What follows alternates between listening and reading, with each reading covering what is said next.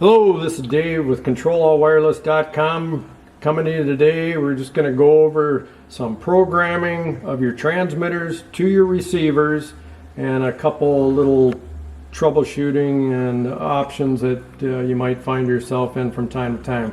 But first, what I want to talk about is the transmitters, of course, have batteries. The 8 buttons and from the 1, 2, and 4 buttons all have a little watch battery. And to access the ones on the 8 buttons, you're just going to pop this cover off, and you can see that's a 2032 watch battery. And what you need to be real careful of is you don't want to stick a pocket knife in there or anything, because you don't want to break these little tabs off of that board, because if you do that, you're going to have intermittent operation or no operation at all. So you want to be gentle with these things. What we usually do is take this end on a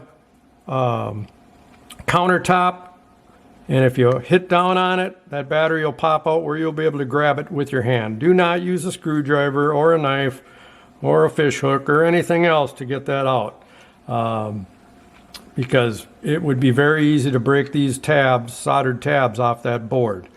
And these here, these here come with rubber. When we ship these out, this comes with a rubber boot on it and a lanyard with a clip on it. You can see there's a clip on here. This clip will come with it, but there's also a clip that you can put a lanyard on to put it over your neck, because these can be prone to get lost. The other thing with any of the smaller ones, being you're dealing with the 2032 watch battery, it is more important on these, especially in sub-zero temperatures, that you don't just leave these out in your truck, outside, in sub-zero temperatures, just for the simple fact is those battery are easy to freeze on a 2032 watch battery.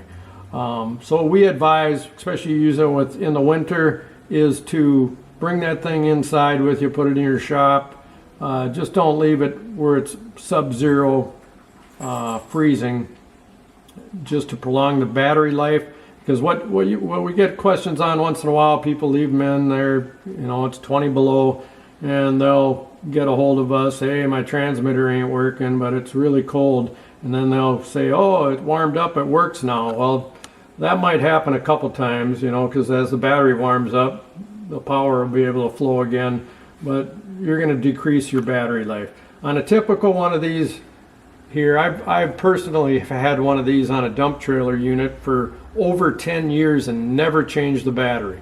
So I had this in my glove box, and yes, I did probably leave it freeze, but I didn't use my dump trailer as much in the winter as I did the summer. But that's something to keep in mind, especially with any of the small transmitters. That's why we came out with this medium transmitter, because this takes double A's, and this one here is not likely to freeze like those 2032 batteries are. We've actually tested these and left them in a snowbank for 2-3 days in the Minnesota winter here, and pulled them out, and they still worked fine. With any of the transmitters, of course, none of the transmitters are totally waterproof. Yes, they can take some rain and whatnot, but they can't be thrown in a puddle or anything, because the water is going to get into that board and you will be buying a new transmitter. So what some people will do, that we do have people that work in this, we have a lot of units with cement equipment, cement pumper trucks, cement screeds and whatnot. What they will do, being they're in a dirty environment, they'll just put this transmitter in a plastic Ziploc baggie and operate it through there to keep it from accidentally getting submerged in water or overly dirty. But a transmitter is a wearable part. There is a 90-day warranty on the transmitters. The receivers all come with a 1-year warranty. But there is a limited warranty on receivers, because we as a company don't know what application, how you're hooking it up, how you're doing your wires, or anything. So we offer a 1-year warranty. But what that doesn't cover, and we know from when we scope them, is if we see a unit come back and there's burnt marks anywhere. Some of the interiors of the different units have big, especially the big electric motors when they're going to have capacitors. we can see if they're burnt and took a hit. And what you want to make sure of is that you know, you're really careful with your power and ground wires. And on the smaller units, you want to make sure what you're hooking each line up to, because there's different things when you get to the gas spreaders. The common problem with the gas spreader is the electromagnetic clutch. If they short out, they can send voltage through one of the wires and fry the unit. I mean, these units have relays on them, but if they keep getting hit by a voltage spike from shorted out accessory, especially like those electromagnetic clutches, something like that. Even sometimes we run into it with the vibrators on different salt sanding units, because most of them are made in China, and they're not made for continuous duty, which a lot of people think they are and just keep them on all the time. Well, sooner or later they short out. Sooner or later they're going to start sending power excuse me, back up a line that is an out power on our units. And if that happens, you could get a problem. The next thing we'll go over is, like I said, all them units, all the 8-button small transmitters come with a rubber boot like this, and they'll also come with a lanyard. So this rubber boot here is off of the medium transmitter. And the thing on the medium transmitters, the only thing I would say is if they're getting bounced around every once in a while, you just want to make sure your batteries are in place. Give them a twist if they've been sitting a while. Once in a while, if they're getting thrown around a little bit, you know, a battery could maybe pop out of a pocket right away, and you might turn it on and not see any power. But as you can see here, this is your on and off switch on top. And like if I wanted to test how the battery was in it, I could press any function. If that light comes in nice and bright, that means, hey, my battery and my unit's good and working. Let go.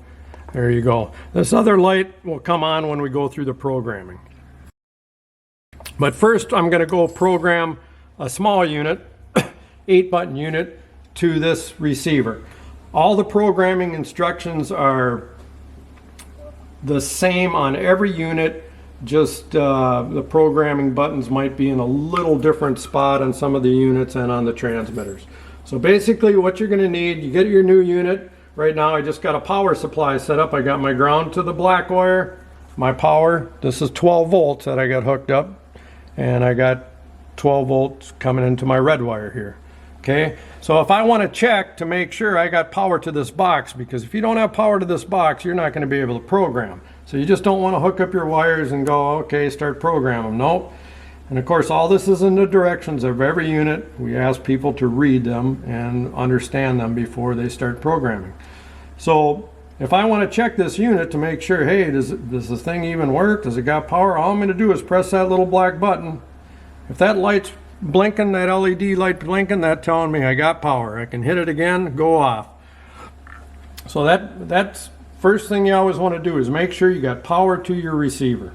And then the next thing we're going to do is we're going to take our 8-button transmitter, make sure the battery's good.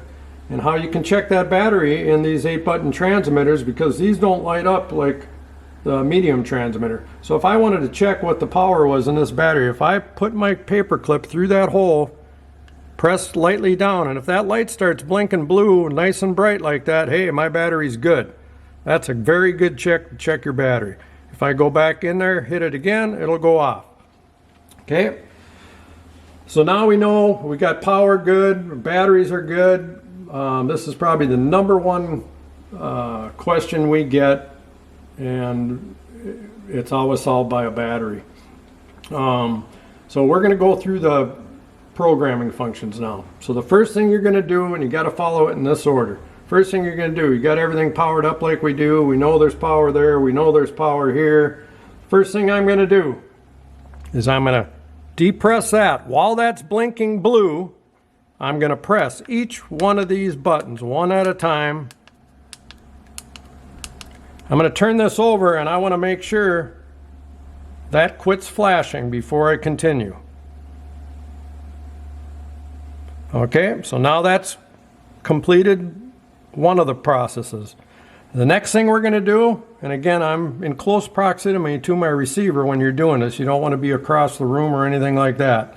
The next thing I want to do is I'm going to press that black button.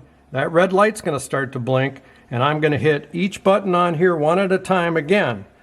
So we're going to do that now. So first thing I do is hit that red one. Now while that's blinking, I'm going to hit each button one at a time. And I can either wait now or I can just hit the button, and now I'm going to be programmed. So then I'm going to test my programming. So when I press a button, you can see I'm pressing number 1, and what's happening? Yep, I know I got communication here between my receiver and my transmitter. And that's how you program any of the 1, 2, 4, and 8 button small transmitters. Now we're going to take, and the process is similar on the medium transmitter. First thing you're going to do is make sure you turn the button on the transmitter, okay? And then, like we did before, we know this has power. We know this has power now. We're going to program this one to the same unit. Like I said, these medium transmitters can be programmed to every one of our units. One button, if you wanted this size of thing, you only wanted to use one button, you could. That's the nice thing, is that this transmitter and pretty much all our transmitters are interchangeable with each other. You could use a size like this instead of using a 1 button or a 2 button or a 4 button. You could use an 8 button, of course. Some of the functions you just wouldn't use, but like I said, you can put your own decals on these, custom make them, whatever. The ones we sell for application-specific uses, as explained in our first video, of course we have those, and those are on the transmitters when you get them. So again, what we're going to do, this one has the programming hole, which I'm taking a paper clip. Again, I'm on here, and I'm going to depress that. And now I should be blinking. Let's get that. So now my light's blinking, so I'm going to go press all my buttons. Okay, I'm going to wait until that red light stops blinking. Usually it takes about 15 seconds. Okay, our light stopped blinking. Now I'm going to go into my receiver box, activate my receiver, and I'm going to do the same thing. Hit each button one at a time. Okay, we're going to wait till that goes out, or I could just simply hit that button again to stop it, but we'll wait till it goes out this time so you see how long it runs. So now it's done, and now we'll test it, and again, you can actually hear the relay.